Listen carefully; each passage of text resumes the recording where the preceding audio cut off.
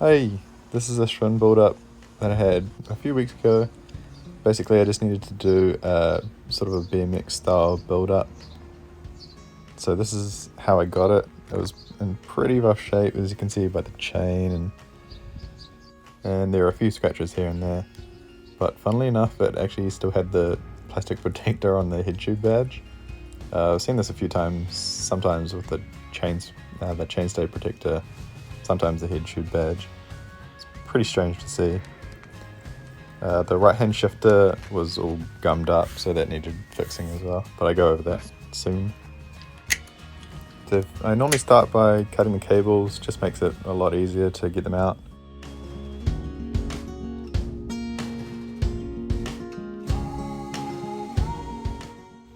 That's one of the brake posts that came out of the fork. Pretty much everything else came out relatively easily. The stem was fine, seat post wasn't stuck. Tried to be pretty careful with the grips because I didn't know if I was going to use them or not. They had Schwinn badges on them, so... Not badges, emblems, that'd be weird. That's actually surprising, it's not super dry. And it's nice and clean on the inside. So once everything else was off the frame, I normally take it out of the stand to get the cranks and bottom bracket off. Just makes it a whole lot easier. This is also easy to do with the wheels on the bike, either without the tyres on it or tyres pumped up pretty hard. Just to make things a little bit easier for you. I never do it in the stand. Just WD. Just giving it all a generous soaking with some WD-40 or penetrating oil of sorts. You can also throw some WD-40 or something down the seat tube. That'll sort of work its way into the bottom bracket head threads a little bit.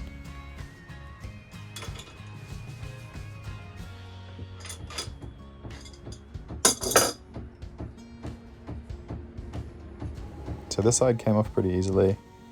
Yeah, I'm spraying the tool in between sides just to keep the threads clean. I've stripped 2 crank arms. One was my fault and one... The one that was my fault, I left the washer in. Just always make sure there's no washer in there because you will strip the arm if you apply too much force with the washer still in there. The other one, it wasn't my fault, I can't remember what the situation was. Oh, the thread's already messed up, I'm pretty sure. And here I bolt the bottom bracket tool down to the frame. So you can use a few washers and a bolt, and that just stops the tool from actually popping off. So it makes it a whole lot easier.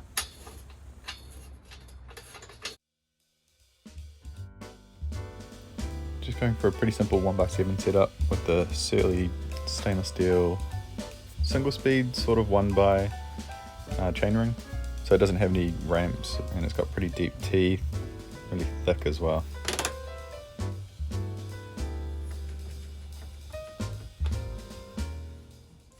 When it's all apart, I give it a nice thorough clean and then just polish the paint.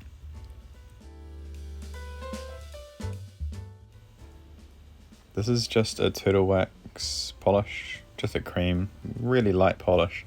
But it makes the gloss finish just pop really nicely.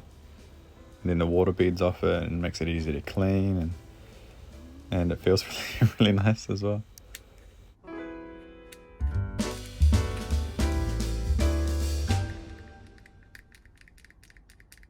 So this is the bung shifter. This happens quite a lot.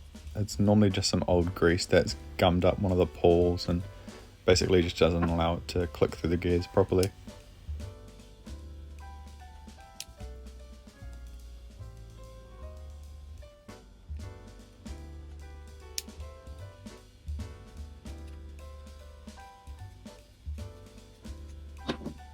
So just be careful when opening up shifters. The newer they are, the more complicated they get. These are pretty simple road shifters. They suck to pull apart.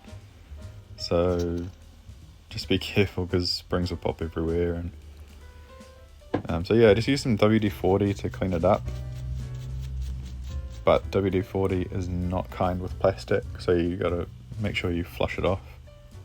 You can also just use some silicone spray but that takes a little bit longer because it's not a degreaser, but it is safer on plastics.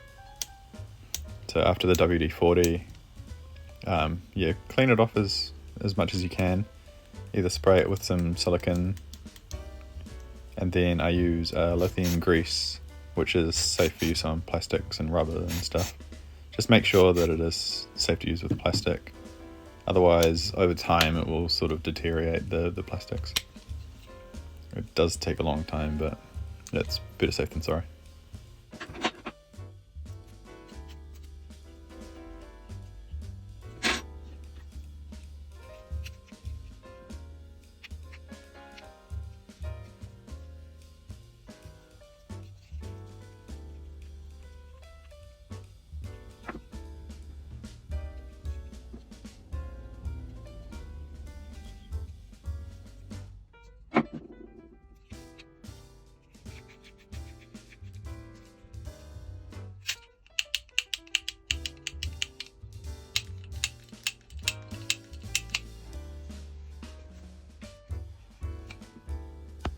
Now it's time to throw the tyres on. Unfortunately, it's not that easy. Sometimes seating a tyre can be a bit of a pain. Mainly with tubeless tyres, they tend to not want to go on evenly because they have quite a tight fit. But these aren't tubeless tyres, so they go on pretty nicely. So these come in a 2.1 and a 2.3. I tried one of my 2.3s on it and it didn't quite fit that nicely, so I went with the skinnier 2.1s. So first off, now it's time to disassemble all the chain rings off the cranks and then put that silly chain ring on. I come back to it later on, you can do but I paint the cranks black just to go with the overall theme of the bike. So I'm just going to do it like this. But I don't show that at all, so just thought I'd explain that because you're playing some mind games on ya.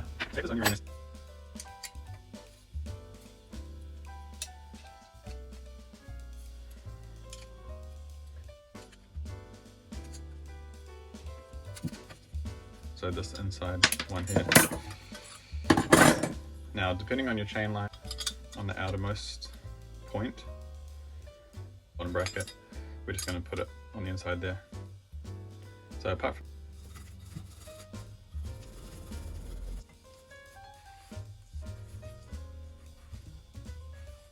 can't just use the original bolts. So depending on what chain ring and cranks you use, you will need shorter bolts. As you can see there. Thicker alloy chain rings may not need different bolts, but because this is steel, so it's a little bit thinner at the mounting, I cut the bolts down. So good luck with this. You can mess it up pretty easily, but I've done it so many times that it seems to work. I thread the bolt through backwards and cut it that way, and it just seems to work out perfectly. You want enough bolt there so that it holds it in place. You definitely want over a few threads, so don't cut them too short.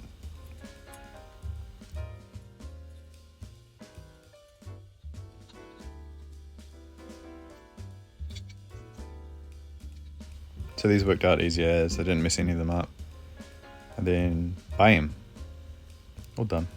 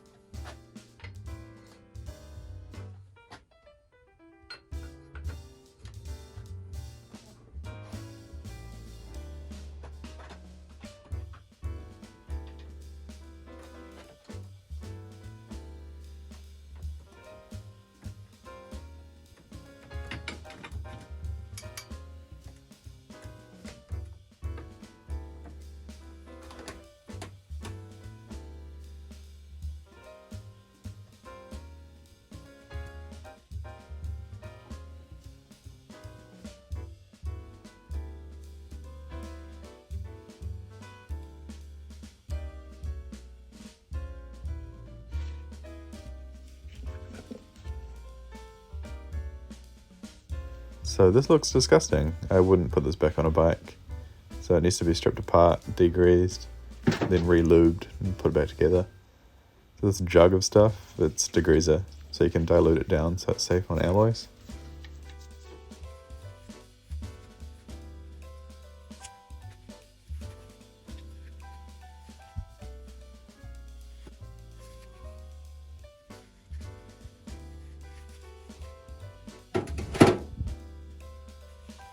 So it ended up soaking for a couple of hours because I got distracted with other stuff, but that just made it a lot easier to brush off, as you can see.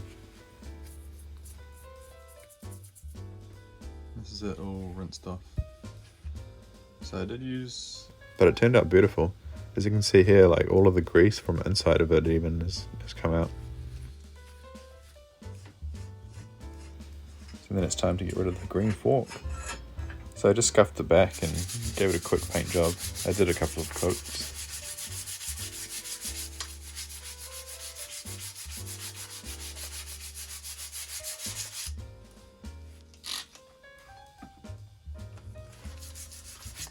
Normally if I have a mismatched fork, I either do it raw or matte black. Matte black paints really nicely and it sort of draws a little bit more attention to the frame color and the frame detail. Leaving it raw does the same sort of thing. I normally go with what colored components I have to what color the fork goes. See what would look nicest.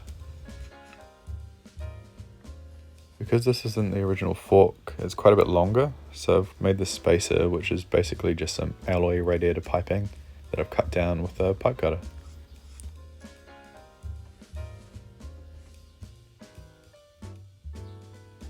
Yeah, grease the quill, always grease the quill. And then grease the stereo tube as well. So this is a quill extender, sort of adapter type deal, whatever you want to call it.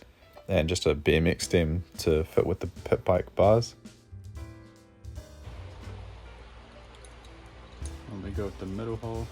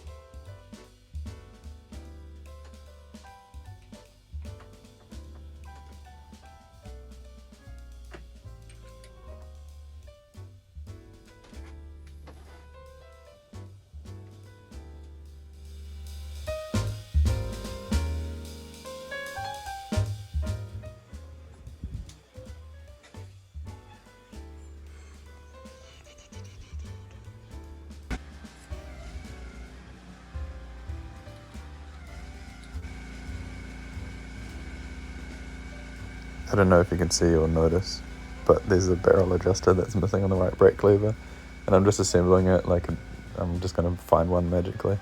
Sometimes they're a really strange size, but it does actually show up eventually.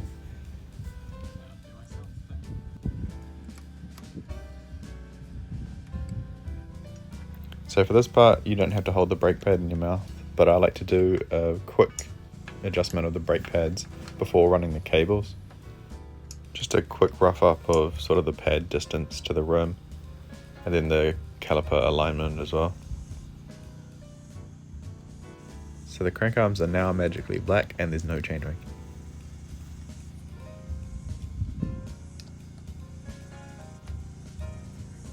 They look way better black and it was what the customer wanted.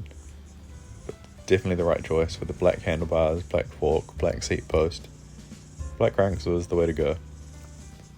Now just slapping the chainring back on.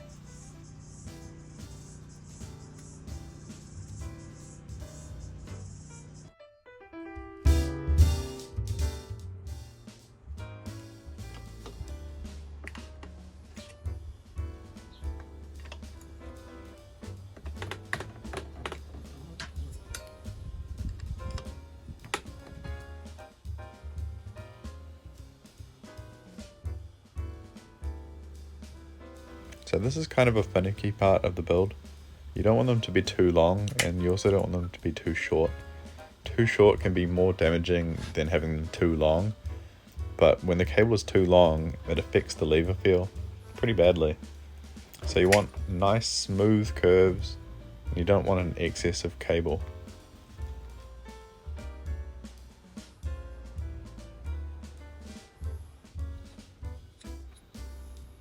Yeah, now I'm just struggling. That happens sometimes.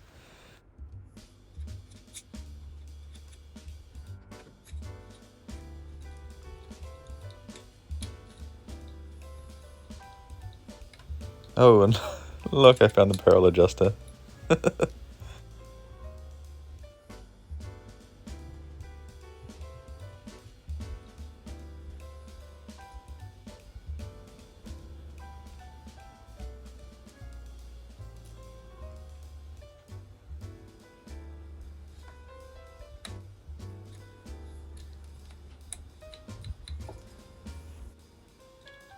Ah, there we go.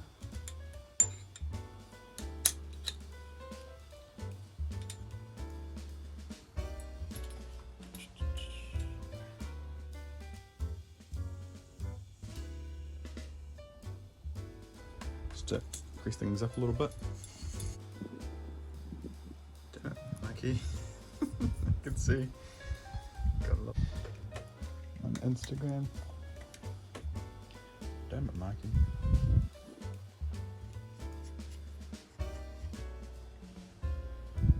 No, I like talking to people. It's just another one.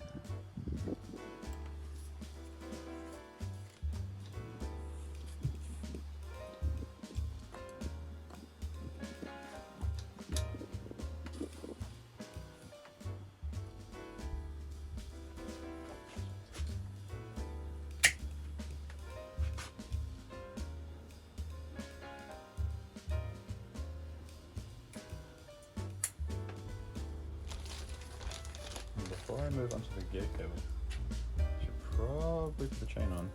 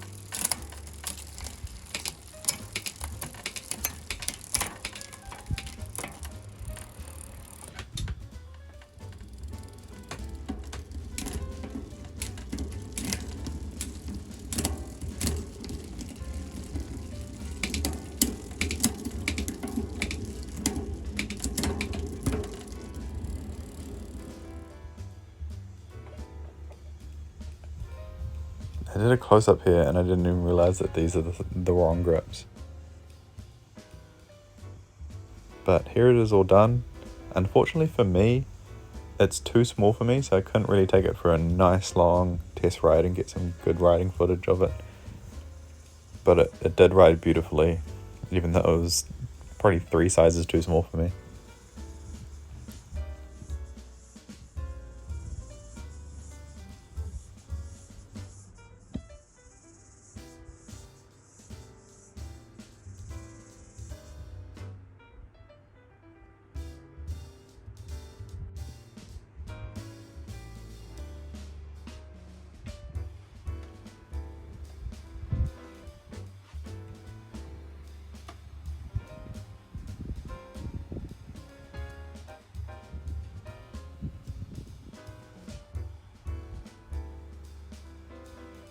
And here it is with the proper grips. These are ESI Racer's Edge grips in blue. And it looks beautiful.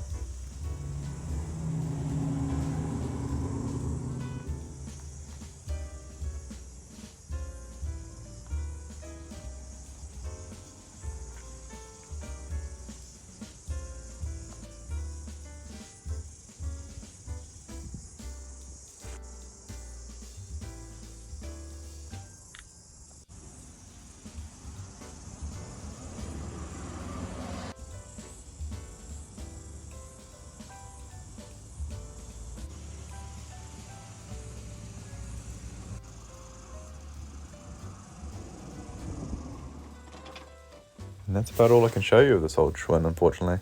It's already been passed on to the new owner, and I couldn't get any riding footage just because it was like 3 sizes too small for me. But the next video that I put out will have some decent riding footage in it. So take care, have fun, and I'll see you in the next one.